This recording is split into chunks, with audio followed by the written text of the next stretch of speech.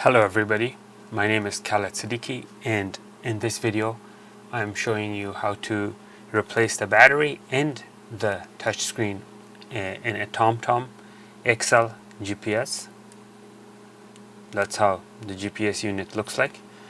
Now first, before we attempt to replace the battery or the touchscreen, we need to diagnose the unit to see if that is the problem. Basically, if the touchscreen or the battery is defective.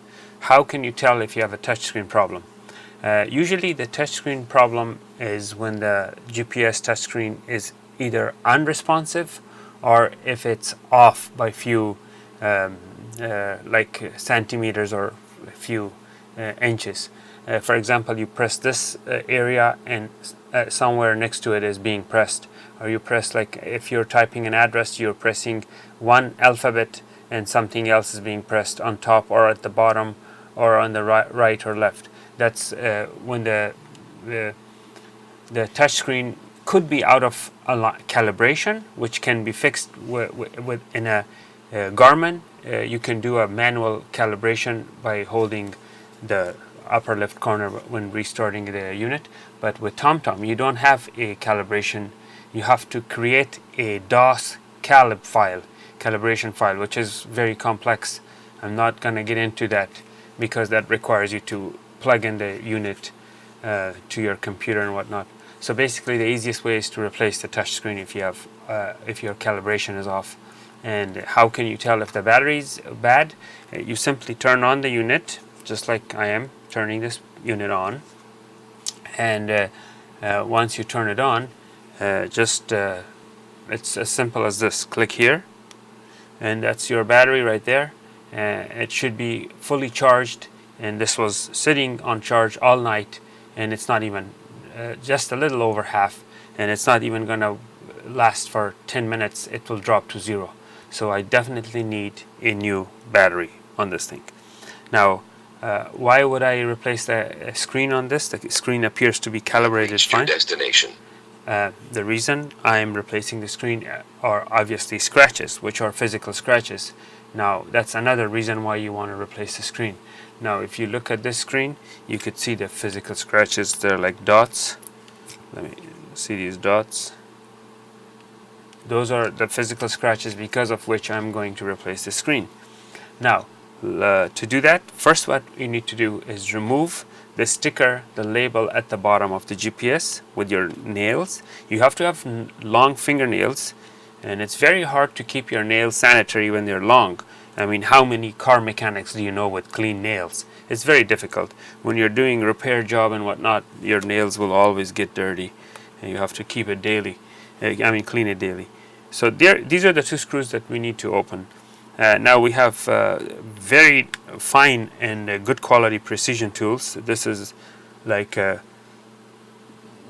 let's see, what's this? This is WeHa tool. It's made in Germany, and the size for the TomTom 1 or TomTom XL is 267 or T5. That's the size you need for opening these screws. All right. So let's see. Let me switch the camera to the top camera so you can see better. That's one, and this is two. I'm gonna use a little tray to put the screws inside the tray and set it aside.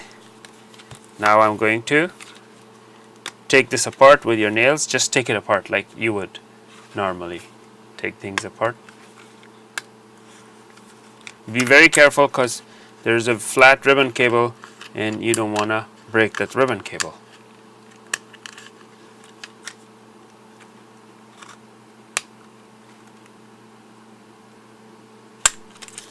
So there it is. I took it apart. This part you set it aside. And also one more thing, sometimes there are dust particles or other particles stuck in here, which causes the screen to go off calibration.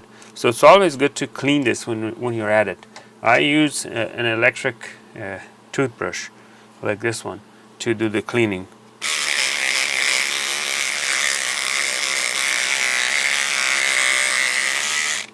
But you don't have to do the electric. We can use a normal toothbrush to clean that. Alright, so now I'm gonna remove the screen very gently because the screen is attached here. So you have to disengage this by, you see that white tab, you have to pull it this way and disengage the screen. And also the screen is glued here, so you have to undo the glue. The screen is glued right there.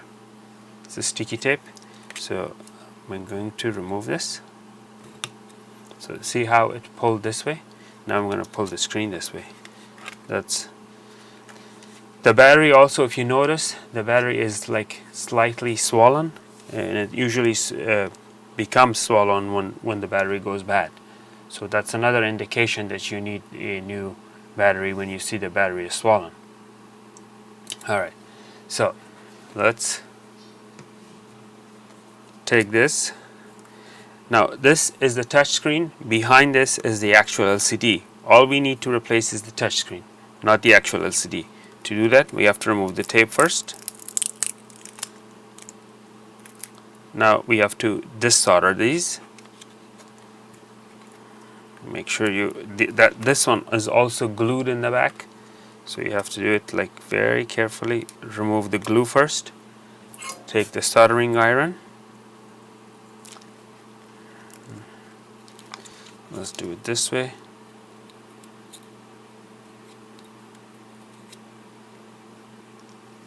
So I'm going to put some soldering paste. This is soldering paste.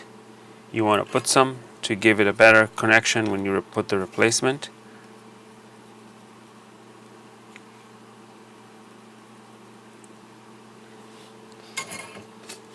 Actually, let me zoom in a little bit so you can see better.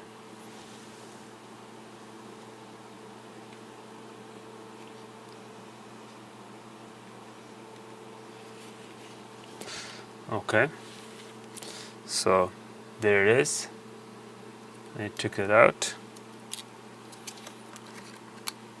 Okay, so now we need to disengage this from the back.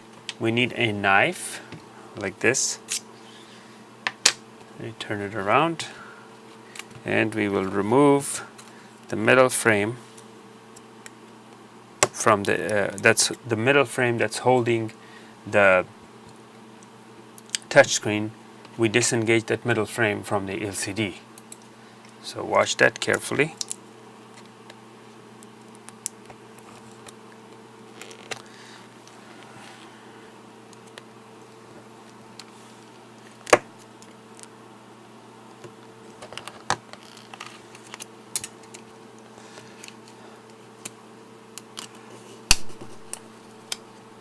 Again, your nails come in handy. So this part is completely flawless. There's nothing wrong with it. We leave it aside. We have no business with this part. This is the part that we're going to replace the touchscreen with. So now we have to disengage the metallic part from the actual glass or the touchscreen. To do that, we have to use a heat gun. This is the heat gun. This is not your normal hair dryer. This is extremely hot. It can burn your hands. So be very careful when using this. So I'm going to turn this on. I'm going to heat this up.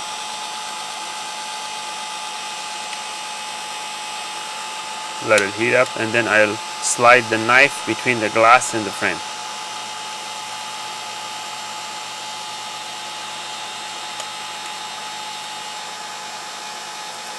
There you go.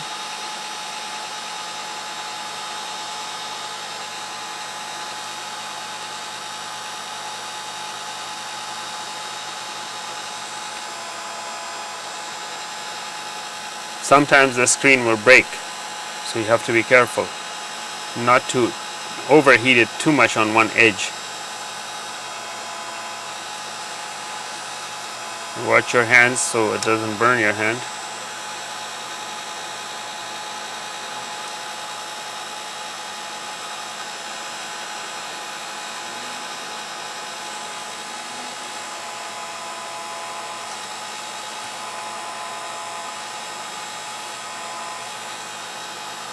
So there it is, nice and easy. We put the heat gun away and we slowly peel off the sticky tape, the double-sided sticky tape which was there originally to hold the screen. We have to peel it off. And every single step of the way when you're doing this, in every single step you need your nails. So that's why long nails are very, very important to have. With short nails it's going to be a nightmare to try to replace the screen filter. Try to replace the touch screen. Okay. So everything is nice and easy, nice and clean. You don't want any residue because they will show up in the screen, or the residue could fall inside and the residue could be trapped between the touch screen, the LCD screen, which makes it really annoying and not very easy to use when you have like a particle stuck inside. Okay, so here we have the replacement screen, or I should say the replacement touch screen. We have to remove the plastic protector from the back, and then we have to remove the plastic protector from the front. There are two protectors, one on each side. You can get rid of those. Now you have to put this here and make sure it fits and everything. However, before you do that, you have to peel off the sticky protector. This is like protection for the sticky tape. This has a double-sided sticky tape all around, which allows it to get attached to this one. So you have to be very careful. It's very hard to pull it out once you attach it. So be careful to make sure it's fully aligned and centered.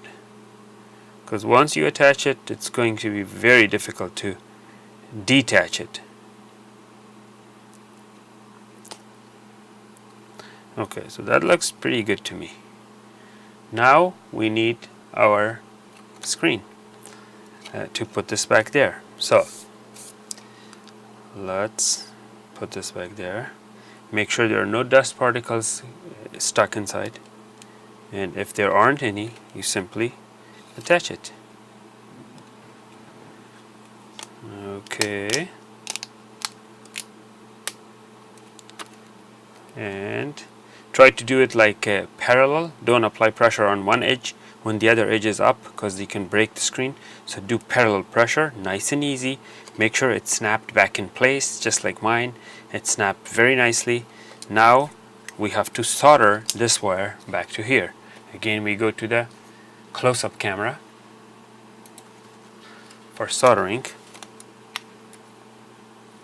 and that's where we need to solder this. Okay.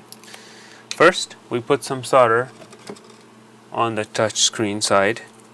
We use the skinniest solder. There are different types of thickness. You want to use the one that's very, very slim, because you don't want too much solder there. So this is the slimmest solder wire. See, there are other solder wires that are much thicker. See the difference. Okay. Your soldering iron should be in 700 degrees. Even 600 degrees is good, but I like it 700 degrees because I don't like cold soldering. I'm going to use this as backup because I don't want to burn the cloth, the yellow cloth. So there you could see I have solder in every single tip. Now I'm going to solder this. Oh, the other side. I need a little bit of solder on this side. Just a little bit. And that's enough. I'm not going to need this anymore.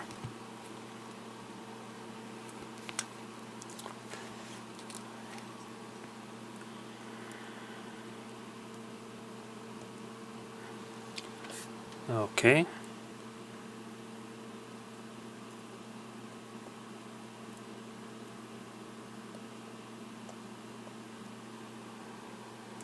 Okay, notice the nails come in handy again, because with my nail I was holding this down as I was soldering it. Imagine if I didn't have a nail, I would have burned my hand, my finger. So that's why it's important to have longer nails. I can never emphasize it enough how important it is to have longer nails. I just checked with a magnifying glass to see the solder joints are nice and firm, and that to make sure it's not cold soldering. Now you could use the same tape to cover this, but I rather cut a new piece of tape just to have fresh piece of tape, because the stickiness on that is already gone. Okay, so what we need is, now my nails are sharp, not sharp enough to cut the tape. I'm going to need this. Alright.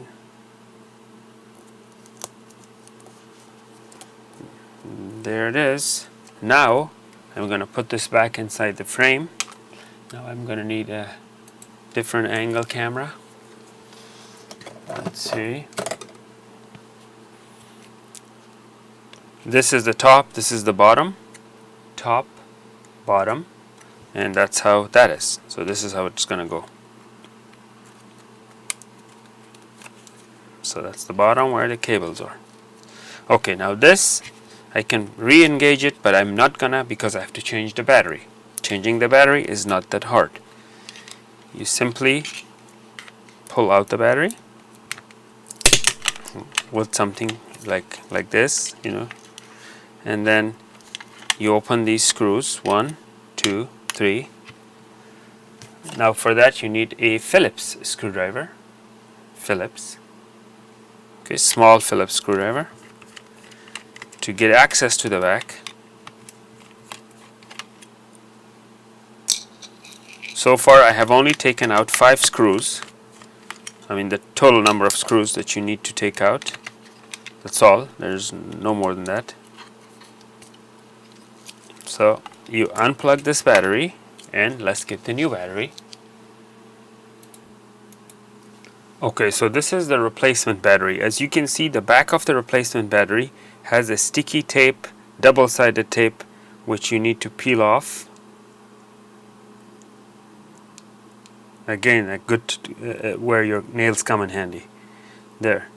So you need to peel it off. It's a double-sided sticky. And if your battery it doesn't have that, you can buy these separately, double-sided sticky tape. You can even use a carpet tape, double-sided. It doesn't have to be particular one. Any double-sided sticky tape would work. Now, you can get cheap batteries on eBay. They're not very expensive. I'm going to glue this here.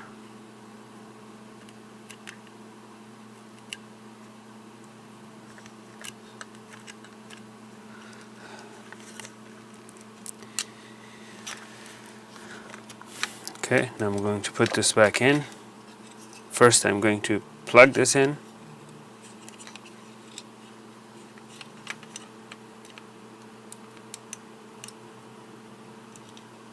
So there you go. I plugged in the battery.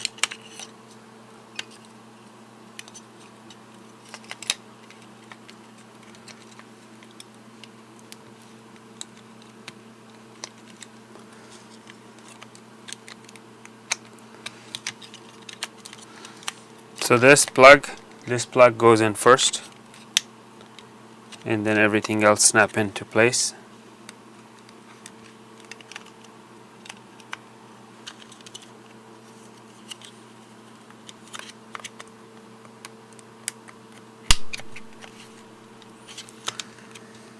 Something is blocking. Oh, there you go. The cable goes through that notch. That was my problem.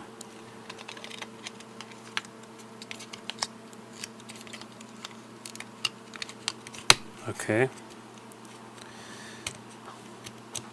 So now what I need to do is put back the screws, the Phillips screws, the 3 Phillips screws that hold this together.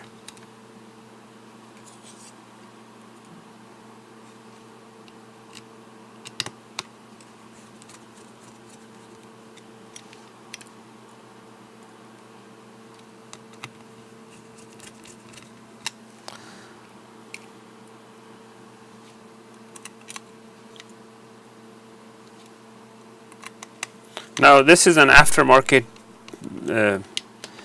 battery. It's not the original battery. So just so you know the battery terminal is too close to the board. So what I'm gonna do is put a tape there, or anything, just to block it from shorting out, because that is way too close. You cannot take a risk for the battery overheating or causing other problems. So just gonna put this there. That's like insulator, blocking the battery from touching the board, because not all batteries are created equal. Some batteries are slightly bigger, some are slightly smaller, so you have to accommodate it accordingly. And I'm going to cut the excessive paper. Maybe put a little piece of tape here. It doesn't hurt to put a little piece of tape there. So now we have insulation, so the battery terminal is not touching the board. Now we will put back the screen.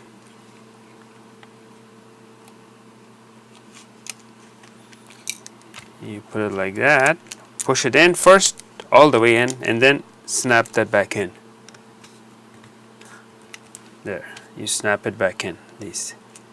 But first you have to push the cable in, and then you snap these back in. So let's close it and test it. The screen should work and the battery should be fully charged. Something is not right. It's not seating properly. Okay, there it is. Okay, before, now it's good. Everything is seating. Now I turn it on.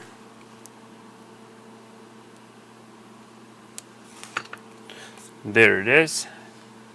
It turned right on. Let it boot.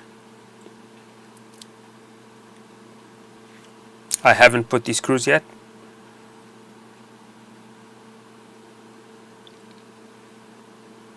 I want to make sure everything works.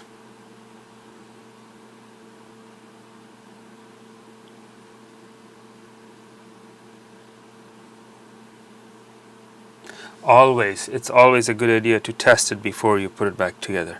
So first, the battery is about 50%. It wasn't fully charged, I guess. It was a new battery. So, and the screen works. You have reached your destination. Yeah, so we're good to go. Now I turn it off, and I just put these screws in here.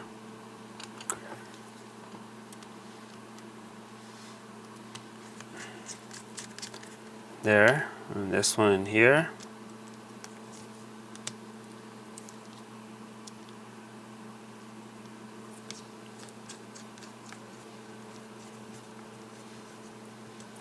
Both screws are in. You put the label back. The label is sticky. Stick it back in there. And voila, you got yourself a repaired GPS unit. Thank you for watching. I hope this video was educational and you learned something from it. Please don't forget to like and subscribe. Thank you.